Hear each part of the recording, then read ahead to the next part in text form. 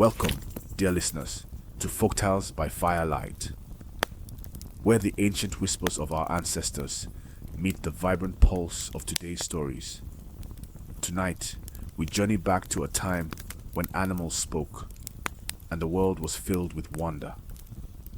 Prepare to be enchanted by a timeless tale that explains a most peculiar thing.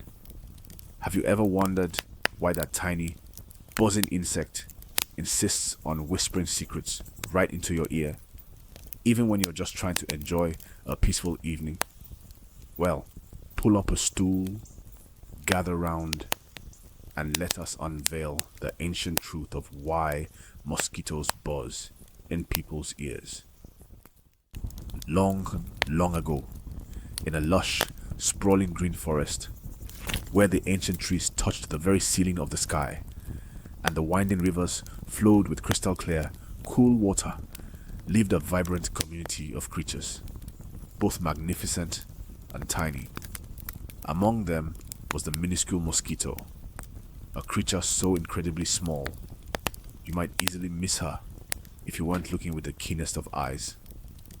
Now, this mosquito, despite her almost invisible stature, possessed a remarkably large ego and an even larger habit of telling everyone, and I mean everyone, about absolutely everything she had seen, whether they wished to hear it or not. One bright, glorious morning, as the sun's warm, golden rays began to paint the forest floor, Mosquito was flying aimlessly, just enjoying the gentle breeze, when she happened to spot Iguana. Iguana, a creature of profound quietude and ancient wisdom, was minding his own business as he usually did, basking contentedly on a smooth, sun-warmed rock. He was deep in contemplation, perhaps pondering the secrets of the universe, or simply enjoying the warmth.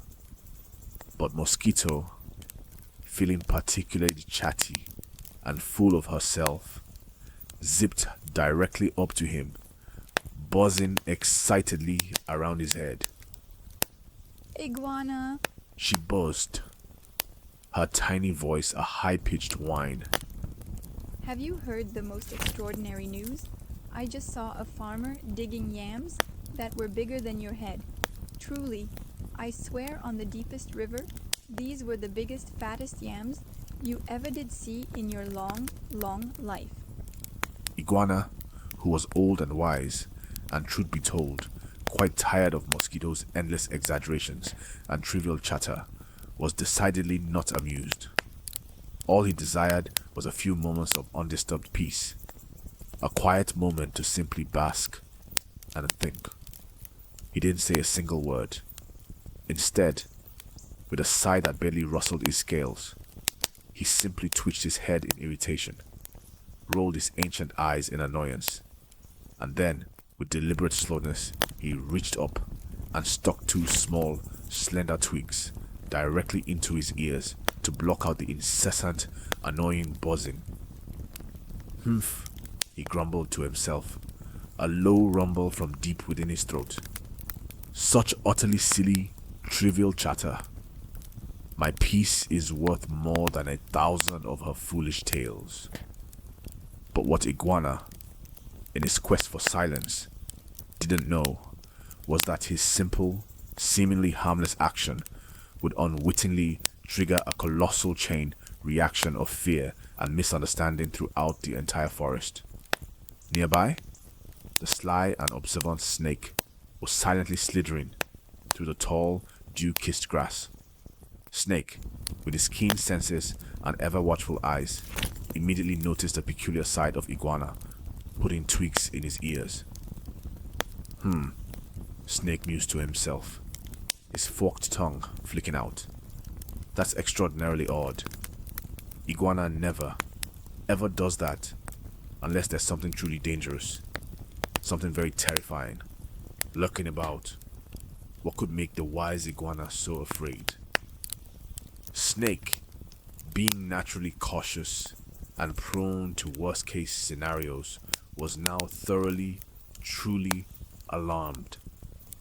Filled with a sudden, overwhelming dread, Snake made an instantaneous decision. He must hide immediately.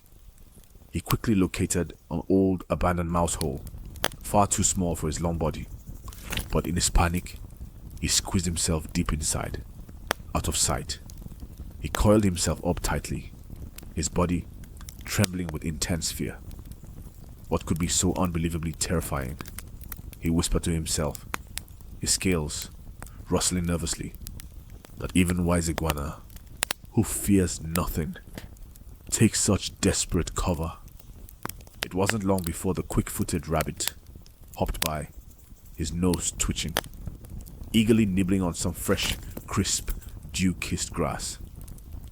Rabbit, with his incredibly keen senses and perpetually twitching nose, instantly noticed the peculiar sight of the mouse hole and the unusual way it seemed to be occupied.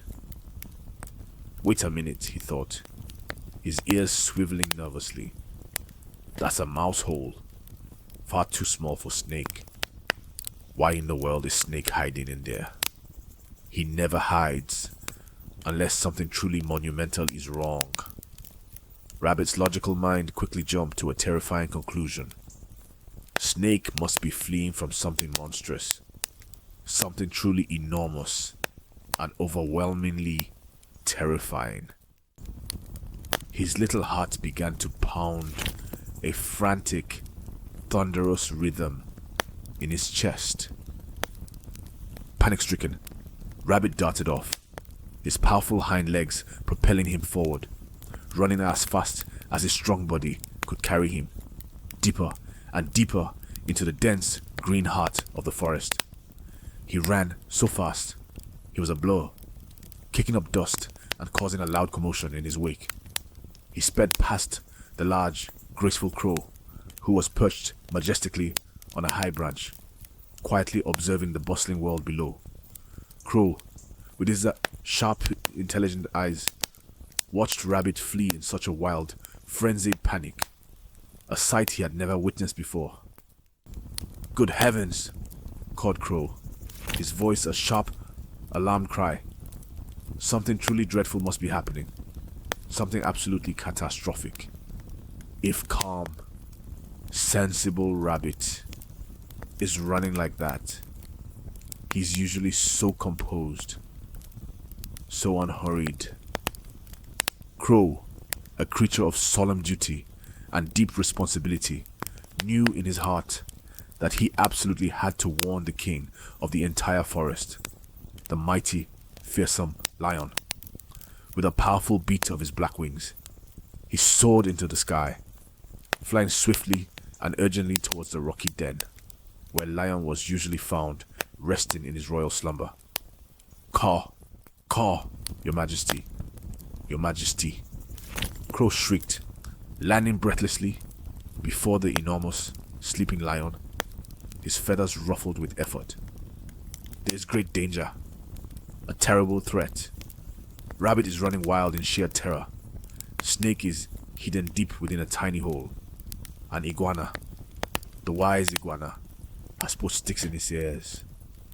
Something truly awful has happened, and it threatens every single one of us in your kingdom."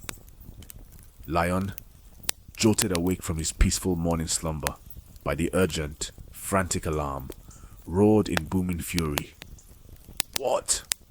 he bellowed, his voice shaking the very ground.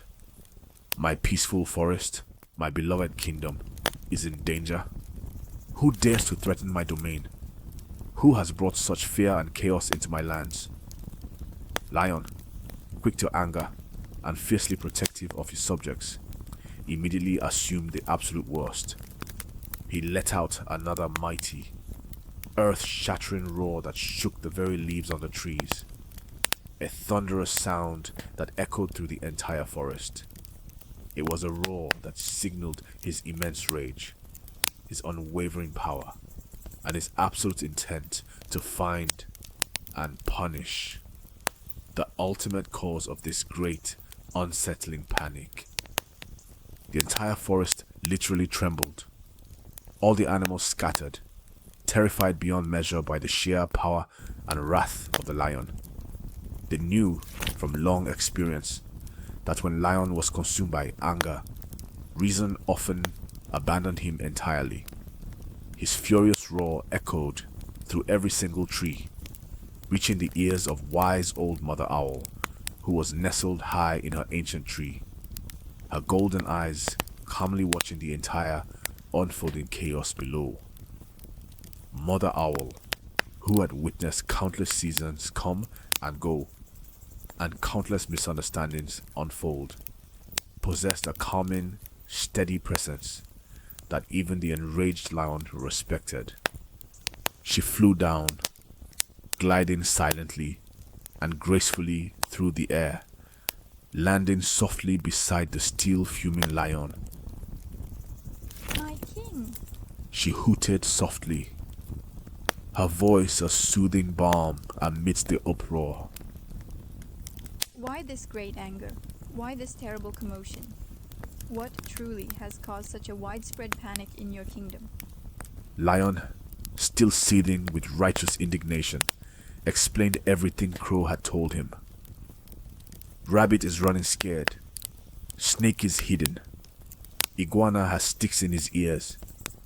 There is a great unknown danger lurking, and I must find who caused this pervasive fear.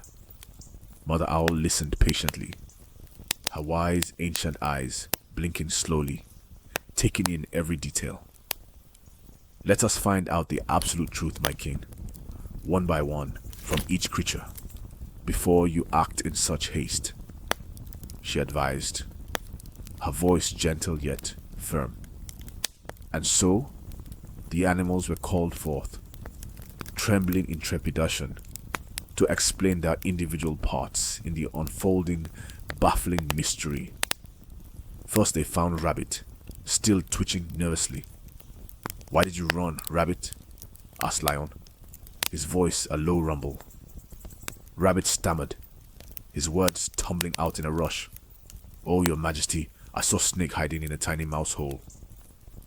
I thought he was running from something truly terrible, something unspeakable." Then they found Snake, coiled tightly, still shaking. "Why did you hide, Snake?" demanded Lion. Snake trembled, his scales rustling. "Oh, king, I saw Iguana put sticks in his ears. I thought there was something extremely dangerous, something deadly, in the forest that he was fleeing from." Finally, they found Iguana, who slowly and with a weary sigh removed the twigs from his ears. "Iguana!" roared Leon, his voice still booming. "Why did you put sticks in your ears? And what danger, pray tell, were you running from?" Iguana blinked, utterly puzzled by the commotion. "Danger? I saw no danger, your majesty. I put sticks in my ears, simply because that noisy, chattering mosquito would not stop buzzing about giant yams. She was incredibly irritating me. Her ceaseless buzzing was unbearable." A profound silence fell over the entire forest. Lion's great powerful roar slowly died down to a low, embarrassed grumble. The entire widespread panic, the pervasive fear, the widespread chaos, all of it, every single bit, had been caused by nothing more than a tiny mosquito's boast about yams and a series of increasingly elaborate misunderstandings. Lion was absolutely furious, not at the other animals, but at the minuscule mosquito, who had managed to cause such an enormous ruckus and fear with her incessant, irritating chatter. Lion, having lost his peaceful morning nap and his royal temper, declared with a booming voice that resonated through the trees, "Mosquito, you have caused great trouble and widespread fear in my forest, for your endless annoying chatter, for your trivial tales that sow panic. You shall be forever punished. From this very day forward, wherever you go, you shall be unwanted. You will be despised. And because you disturb the peace, the entire peace of my kingdom, you will always, always be a nuisance to every living creature. And that, my dear friends, is why, to this very day, the mosquito goes around buzzing constantly in people's ears. She is not trying to tell you about giant yams anymore, or great secrets. No, she is forever going around, tirelessly whispering. Is everyone still angry with me? Am I still a nuisance? And that, my friends, is why, whenever you hear that tiny, insistent buzz, you instinctively swat at it. Because no one, absolutely no one, wants a constant, annoying reminder of the little creature who caused such a truly big misunderstanding in the great, peaceful forest. And so ends our tale for today. I hope you enjoyed this enchanting journey into the rich, vibrant tapestry of folklore.